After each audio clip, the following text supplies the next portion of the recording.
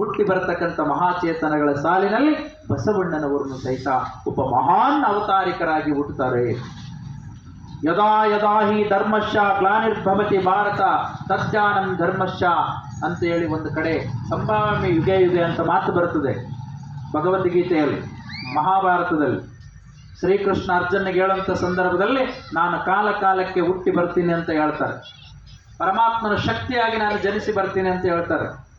ಆದರೆ ಪರಮಾತ್ಮನೇ ಇಲ್ಲಿ ಬರೋದಿಲ್ಲ. ಇದು ಚೆನ್ನಾಗಿ ತಿಳ್ಕೋಬೇಕು. ಪರಮಾತ್ಮನಿಗೆ ಸ್ವತಂತ್ರ ಅಸ್ತಿತ್ವ ಇಲ್ಲ. ಪರಮಾತ್ಮ ಅವಿನಾಶಿ ಆಗಿರ್ತಕ್ಕಂಥದ್ದು. ಈ ಬ್ರಹ್ಮಾಂಡದಲ್ಲಿ ಶಕ್ತಿಯಾಗಿ ಪರಮಾತ್ಮ ತುಂಬಿದೆ.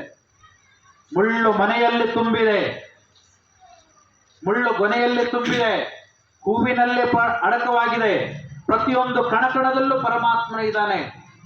ಅಂಥ ಒಂದು ಪರಮಾತ್ಮನ ಒಂದು ಶಕ್ತಿಯನ್ನು ಹೊತ್ಕೊಂಡು ಕೇವಲ ಮನುಷ್ಯರಾಗಿ ಬರಲಾರದೆ ಮಹಾತ್ಮರಾಗಿ ಅವತಾರಿಕರಾಗಿ ಹುಟ್ಟಿ ಬರುತ್ತಾರೆ. ಅಂತ ಅವತಾರಿಕರಾಗಿ ಹುಟ್ಟಿ ಬಂದಿರತಕ್ಕಂಥವರು ವಿಶ್ವಗುರು ಬಸವಣ್ಣನವರು. ಹಾಗಾಗಿ ಬಹಳ ಜನ ನಾವು ನೋಡ್ತೀವಿ ತತ್ವಶಾಸ್ತ್ರದಲ್ಲಿ ಪರಮಾತ್ಮನ ಹುಟ್ಟಿ ಬರುತ್ತಾನೆ ಅಂತ. ಇಲ್ಲ, ಪರಮಾತ್ಮ ಹುಟ್ಟಿ ಬರೋದಿಲ್ಲ. ಪರಮಾತ್ಮನ ಅಂಶ ಹುಟ್ಟಿ ಬರುತ್ತೆ. ಪರಮಾತ್ಮನ ಕಾರ್ಯವನ್ನು ಮಾಡ್ತಾನೆ. ಈ ಜಗತ್ತನ್ನು ಸೃಷ್ಟಿ ಮಾಡ್ತಾನೆ, ಈ ಜಗತ್ತನ್ನು ರಕ್ಷಣೆ ಮಾಡ್ತಾನೆ. ಈ ಜಗತ್ತು ಸಾಕಂದಾಗ ಪರಮಾತ್ಮ ತನ್ನ ಗರ್ಭದಲ್ಲಿ ಹಿಂಬಿಟ್ಟುಕೊಳ್ತಾನೆ. ಅವಾಗ ಅದು ಲಯ ಮಾಡ್ತಾನೆ. ಇಷ್ಟು ಮಾಡಿ ಮುಗಿಸೋದಿಲ್ಲ ಪರಮಾತ್ಮ. ಇಲ್ಲಿ ಯಾವ್ಯಾವ ಆತ್ಮಗಳು ಚೆನ್ನಾಗಿ ಗುರುವನ್ನು ಹಿಡ್ಕೊಂಡು ಅಧ್ಯಾತ್ಮ ಸಾಧಿಸಿದರೆ ತೆಗಿತಾರೆ. ನೀವು ಕೇರ್ತೀರ ನೋಡ್ರಿ, ಅಕ್ಕಿ ಕೇರ್ಬೇಕಾದ್ರೆ, ಜೋಳ ಹಸನ ಮಾಡ್ಬೇಕಾದ್ರೆ ಮೊರ ತಗೊಂಡು ಕೇರ್ತಿರಲ್ಲ, ಅವಾಗ ಏನು ಮಾಡ್ತೀರಿ? ಗಟ್ಟಿ ಕಾಳನ್ನೆಲ್ಲ ತೆಗೆದು ಹಾಕೋದು, ಜೊಟ್ಟಲ್ಲಿ ಇಟ್ಕೊಂಡು ಕುಡಿದ್ರೆ ಹೆಂಗೆ ಮಾಡ್ತೀರವ? ಹಳ್ಳ ಅವೆಲ್ಲ ಇರ್ತಾವಲ್ಲ, ಕಾಳೆಲ್ಲ ತೆಗೆದು ಹಾಕೋದು, ಹಳ್ಳಗಳನ್ನ ಅಷ್ಟೇ ಇಟ್ಕೊಳ್ಳೋದು ಮಾಡ್ತೀರಿ. ಹೆಂಗೆ ಮಾಡ್ತೀರಿ? ಅಕ್ಕಿ ಹಸನ ಮಾಡ್ತಾರಲ್ಲ ಮೊರದಾಗ, ಜೋಳ ಗೋಧಿ ಹಸನ ಮಾಡುವಂಥ ಸಂದರ್ಭದಲ್ಲಿ ಬೇಡ ಆಗಿರೋದೆಲ್ಲವನ್ನು ತೆಗಿತೀರಿ. ನಿಮಗೆ ಬೇಕಾಗಿರ್ತಕ್ಕಂಥ ರಾ ಮಟೀರಿಯಲ್ ಪದಾರ್ಥವನ್ನು, ಜೋಳವನ್ನು, ಬೇಳೆಯನ್ನು, ಕಾಳನ್ನು ಅವನು ತೆಗೆದಿಟ್ಟುಕೊಳ್ಳುತ್ತೆ.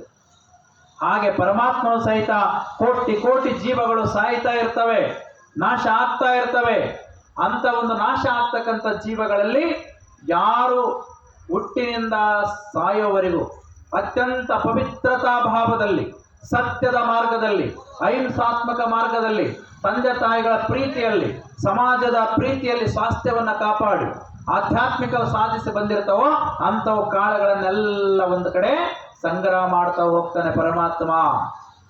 ಮತ್ತೆ ಏನೋ ಧರ್ಮ ಬೇಡ, ದೇವರು ಬೇಡ, ಪ್ರವಚನ ಬೇಡ, ಪುರಾಣ ಬೇಡ, ಭಜನೆ ಬೇಡ, ಕೀರ್ತನೆ ಬೇಡ ಅಂತೇಳಿ ಹಂಗ ಬಂದಂಗ ಬಂದು ಏನೋ ಜೀವನದ ಸ್ವಾರ ಇರ್ಲಾರ್ದಂಗ ಹಂಗೆ ಸತ್ತು ಹೋಗ್ತಾ ನೋಡಿ ಜೊಳ್ಳ ಹಾರಿ ಹೋಗ್ಬಿಡ್ತಾವ. ಅವಕ್ಕೆ ಅನಂತ ಜನ್ಮವನ್ನು ಪರಮಾತ್ಮ ಸುತ್ತಾಡಿಸ್ಲಕ್ಕೆ ಶುರು ಮಾಡ್ತಾನೆ. ಈಗ ತೆಗೆದಿರತಕ್ಕಂಥ ಕಾಳುಗಳು, ಆತ್ಮಗಳೇನದವಲ್ಲ ಅವನ್ನೆಲ್ಲವನ್ನು ಒಂದು ಕಡೆ ಇಟ್ಟು ತಿರೋಧಾನ ಅಂತಕ್ಕಂಥ ಒಂದು ಶಕ್ತಿಯನ್ನ ಸಂಗ್ರಹವನ್ನ ಮಾಡ್ತಾನೆ. ಸೃಷ್ಟಿ, ಸ್ಥಿತಿ, ಲಯ, ತಿರೋಧಾನ ಅಂತ. ತಿರೋಧಾನ ಅಂದ್ರೆ ಸಂಗ್ರಹ ಮಾಡಿಡೋದು. ಆಮೇಲೆ ಅವಕ್ಕೆ ಶಕ್ತಿಯನ್ನ ಪಾತ ಮಾಡ್ತಾನೆ, ತುಂಬುತ್ತಾನೆ. ಯಾವಕ್ಕ? ಒಳ್ಳೆ ಆತ್ಮಗಳು ಇರ್ತಾವಲ್ಲ, ಅದಕ್ಕೆ ಪರಮಾತ್ಮ ಏನ್ ಮಾಡ್ತಾನ? ತನ್ನ ಶಕ್ತಿ, ಅನುಗ್ರಹ ಅಂತಕ್ಕಂಥ ಶಕ್ತಿಯನ್ನ ಹಾಕ್ತಾನೆ. ಯಾವಾಗ ಅನುಗ್ರಹವನ್ನ ಶಕ್ತಿಯನ್ನ ಹಾಕಿ ಈ ಪ್ರಪಂಚ ಯಾವಾಗ ಸ್ವಾರ್ಥದಿಂದ ತುಂಬುತ್ತೋ ಅವಾಗ ಆ ಆತ್ಮರುಗಳನ್ನ, ಆ ಶಕ್ತಿಯನ್ನು ತುಂಬಿರ್ತಕ್ಕಂಥ, ಅನುಗ್ರಹವನ್ನ ತುಂಬಿರ್ತಕ್ಕಂಥ ಆತ್ಮಗಳನ್ನ ಇಲ್ಲಿ ಕಳಿಸ್ತಾನ. ಅವಾಗ ಆ ಆತ್ಮಗಳೇ ಅವತಾರಿಕರಾಗಿ ಇಲ್ಲಿ ಜನಿಸಿ ಬಂದು ಅವರು ಈ ಜಗತ್ತನ್ನು ಉದ್ಧಾರ ಮಾಡ್ತಾರೆ. ಅಂತ ಉದ್ಧಾರ ಮಾಡಿರ್ತಕ್ಕಂಥ ಸಾಲಿನಲ್ಲಿ ಮಹಾತ್ಮ ಯಾರಾದ್ರೂ ಇದ್ರೆ ಅದು ವಿಶ್ವಗುರು ಬಸವಣ್ಣನವರು. ಅದಕ್ಕಾಗಿ ಪರಮಾತ್ಮನ ಚೇತನ, ಪರಶಿವ ಸೂನು ಅಂತ ಕರೀತಾರೆ. ಬಸವನ ಅವತಾರ ಮನುಕುಲ ಸೂರ್ಯನ ಅವತಾರ, ಅಸಮತೆ ತೊಡೆಯಲು ಇಳಗೈ ತಂದ ಪರಶಿವ ಸಾಕಾರ. ಬಸವನ ಅವತಾರ ಮನುಕುಲ ಸೂರ್ಯನ ಅವತಾರ. ನೋಡ್ರಿ ಎಷ್ಟು ಅದ್ಭುತ ಹೇಳ್ತಾರೆ ನಮ್ಮ ಗುರು. ಬಸವನ ಅವತಾರ ಸಾಮಾನ್ಯವಾಗಿರ್ತಕ್ಕಂಥದ್ದಲ್ಲ, ಸೂರ್ಯನ ಅವತಾರ. ಸೂರ್ಯ ಬಂದ್ರೆ ಏನಾಗ್ತಾವ? ಬೆಳಗಾಗ್ತದೆ. ಏನಾಗ್ತದೆ? ಸೂರ್ಯ ಬಂದ್ರೆ ಏನಾಗ್ತತಿ? ಸೂರ್ಯ ಬರ್ತಾನ ಹೋಗ್ತಾನ, ಹೌದಲ್ಲ? ನಮ್ಗೆ ಎಟ್ಟೆ ತಿಳಿದು ಬಿಡ್ತದೆ. ಸೂರ್ಯ ಬಂದ್ರ 12 ತಾಸು ಏನು ಕತ್ತಲ ಆವರಿಸ್ಕೊಂಡಿರ್ತದಲ್ಲ, ಆ ಕತ್ತಲು ಹೋಗಿ ಬೆಳಕನ್ನ ಹರಿಸ್ತಾನೆ. ಸೂರ್ಯ ಬಂದ್ರೆ ಅರ್ಥ ಏನು? ಬೆಳಕು ಬಂತಂತ ಅರ್ಥ, ಹೌದಲ್ಲ? ಸೂರ್ಯ ಬಂದ್ರೆ ಬೆಳಕು ಅಂದ್ರೆ ಅಜ್ಞಾನ ಕತ್ತಲೆ ಹೊರಟು ಹೋಗಿ ಅಲ್ಲಿ ಜ್ಞಾನದ ಬೆಳಕು ಹೇಗೆ ಬರುತ್ತದೋ ಆ ಒಂದು ಬೆಳಕಿನಲ್ಲಿ ಇಡೀ ಸಚರಾಚರ ಪ್ರಾಣಿಗಳು ಕೆಲಸ ಮಾಡ್ತಾವೆ. ನೋಡ್ರಿ, ಅಕ್ಕ ಬಹಳ ಚಂದ ಹೇಳ್ತಾರೆ, ಲೋಕದ ಚೇಷ್ಟೆಗೆ ರವಿ ಬೀಜವಾದಂತೆ ಕರ್ಣಂಗಳ ಚೇಷ್ಟೆಗೆ ಮನವೇ ಬೀಜ. ಅಕ್ಕ ಹೇಳ್ತಾರೆ.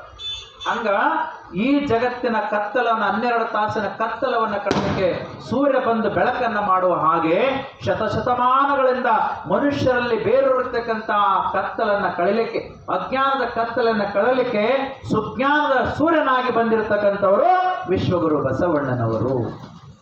ಅಂತ ಒಂದು ಮನುಕುಲದ ಸೂರ್ಯ ಅಂತ ಕರೀತಾರೆ. ಅದಕ್ಕಾಗಿ ಅವರಿಗೆ ಅವತಾರಿಕರಂತ ಕರೀತಾರೆ. ಒಂದು ಬಾರಿ ಏನಾಗಿತ್ತಂತ, ಉಮದಿ ಗ್ರಾಮದಲ್ಲಿ ನಡುಗಟ್ಟೆ ಬಸವಣ್ಣವ್ರ ಹತ್ರ ಕಟ್ಟೆ ಮೇಲೆ ಕುಳಿತುಕೊಂಡು ಇಬ್ರು ವ್ಯಾಪಾರ ಮಾಡ್ಲಕ್ಕೆ ಬಂದಿದ್ರು.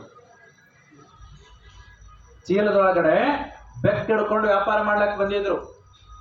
2 ಬೆಕ್ಕ ತಂದಿದ್ರು. ಉಮದಿ ಗ್ರಾಮ ಎಲ್ಲ ಸುತ್ತಾಗಿ ನಡುಗಟ್ಟೆಯಲ್ಲಿ ಬಂದು ಕುಂತಿದ್ರು. ಏನಂತ ಹೇಳ್ತಾ ಇದ್ರು?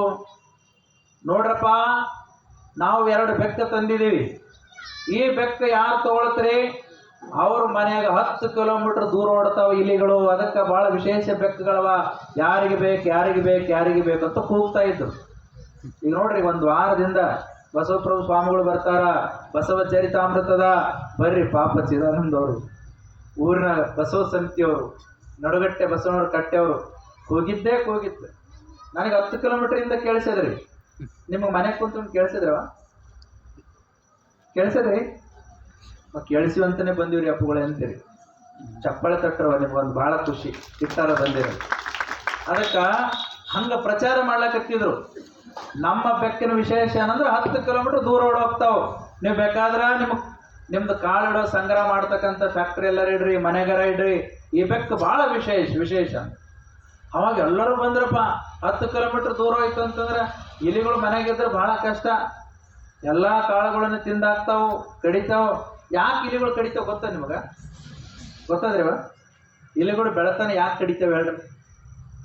ಅದರಲ್ಲಿ ಒಂದು ಶಕ್ತಿ ಅದ. ಅವು ನೋಡ್ರಿ, ಏನು ಪರಮಾತ್ಮನ ಅದ್ಭುತ.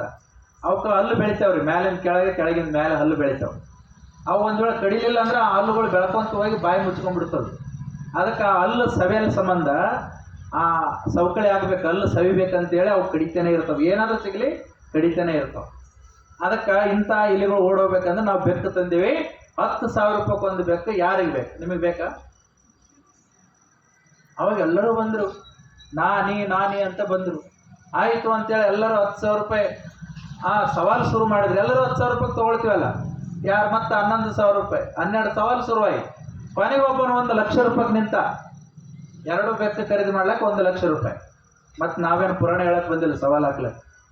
ಪ್ರವಚನ ಬೇರೆ, ಪುರಾಣ ಬೇರೆ. ಪುರಾಣದಲ್ಲಿ ಸವಾಲು ಇರ್ತದೆ, ಪ್ರವಚನದಲ್ಲಿ ಆಧ್ಯಾತ್ಮಿಕವಾಗಿರ್ತಕ್ಕಂಥ ಸವಾಲು ಇರ್ತದೆ. ಹಾಗಾಗಿ 1 ಲಕ್ಷ ರೂಪಾಯಿಗೆ ನಿಂತರು ಅಮ್ಮಗೊಂಡು ಸಾಹುಕಾರ ಅವರು.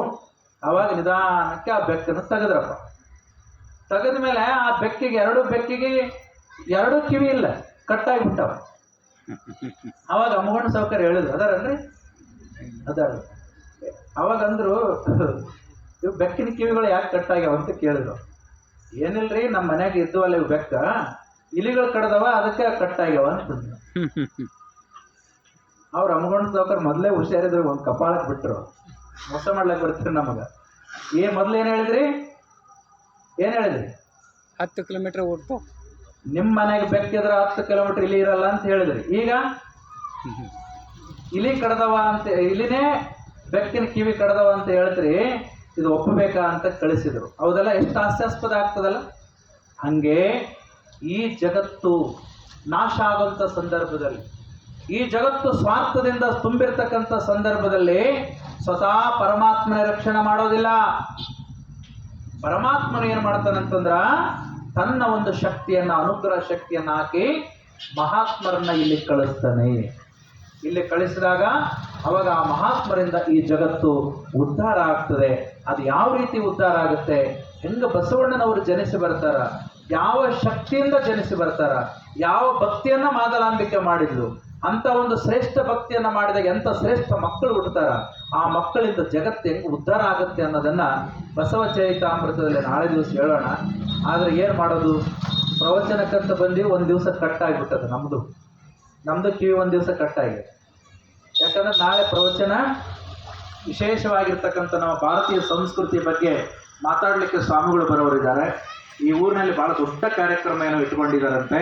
ಹಾಗಾಗಿ ನೀವೆಲ್ಲರೂ ಅಲ್ಲಿಗೆ ಹೋಗ್ತಾ ಇರೋದ್ರಿಂದ ನಾಳೆ ಒಂದು ದಿವಸ ನಾವು ಪೂಜೆ ಮಾಡಿ ನಡುಗಟ್ಟೆಯಲ್ಲಿ ಬಸವಣ್ಣವರು ಪೂಜೆ ಮಾಡಿ ಬಿಟ್ಟು ಬಿಡ್ತೀವಿ.